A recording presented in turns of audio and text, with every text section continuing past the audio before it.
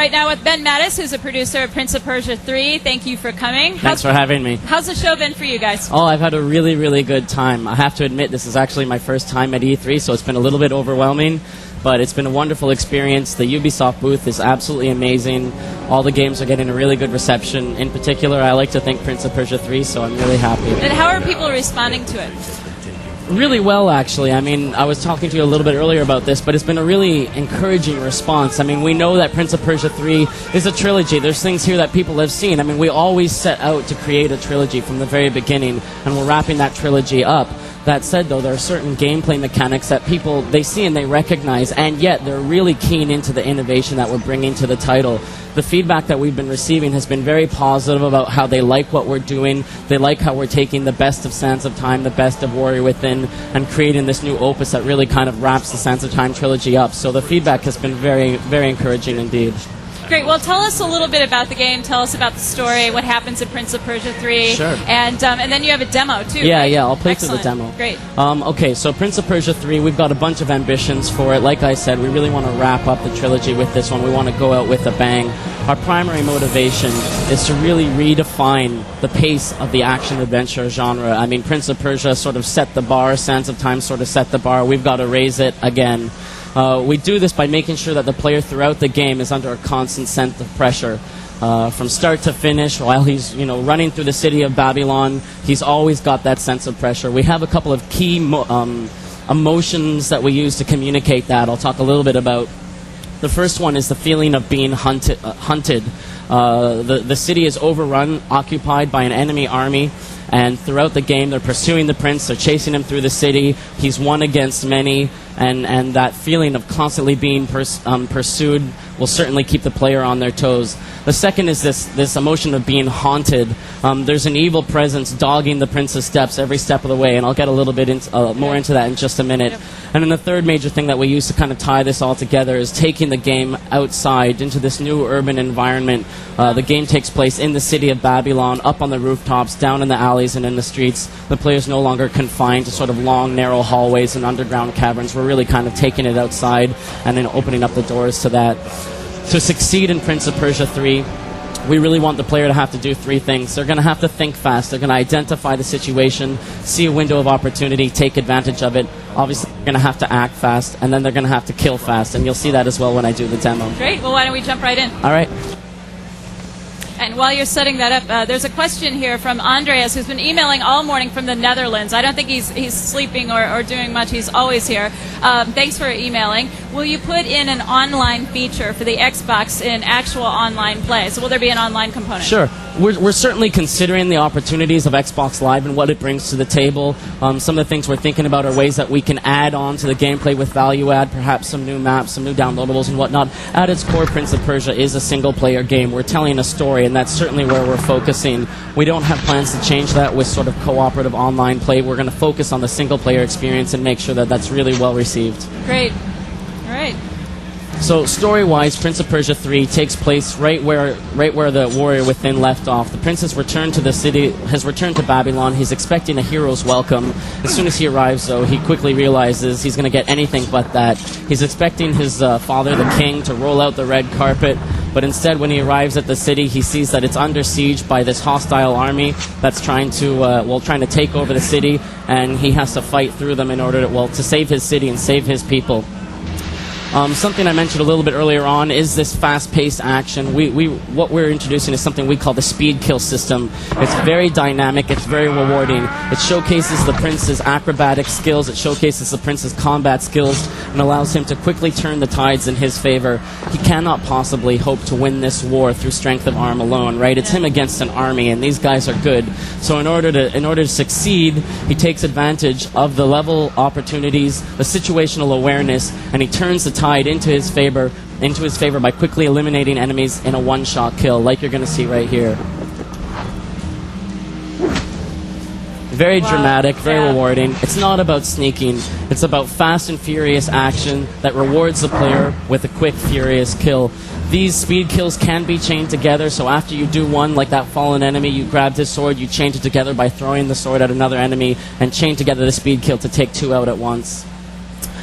after this loading screen, you're going to see a transformation between the Light Prince to the Dark Prince. The Dark Prince is the second major innovation that we're bringing to Prince of Persia 3. It's the first time in the Prince of Persia franchise that we've had a second playable character. Story-wise, the Dark Prince comes to play at the very beginning of the game. The prince is infected by the Sand of Time. He's thrown away the amulet, and he no longer has the protection that comes from that. And as the sand infects him and spreads through his body, the Dark Prince becomes more and more powerful. The Dark Prince is the physical manifestation of all of the prince's weakest personality traits. Throughout the first two Prince of Persias, you saw a lot of hints of these. You saw hints of recklessness. You saw hints of brashness, of sadism, being very sadistic. Those all really come to light with the Dark Prince. He really represents all that is the weakest and the most evil in the prince, and he's a fully playable character now. And how does he emerge? How does he come into the game?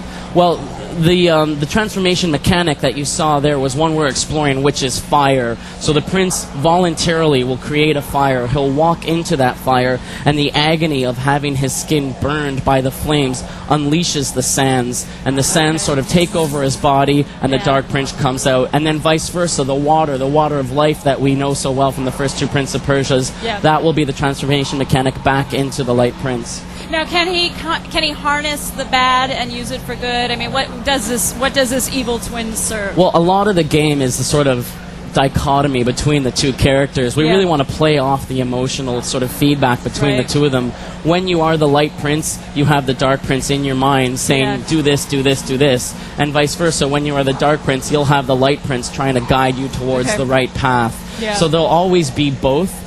As the playable characters, they have different sets of skills and of opportunities. One thing I'm about to show you is, if you look at this arm here, there's a chain. This chain is very tightly integrated into our story. I don't want to give it away too much, but suffice it to say, it's something that the Dark Prince can use, but the Light Prince cannot.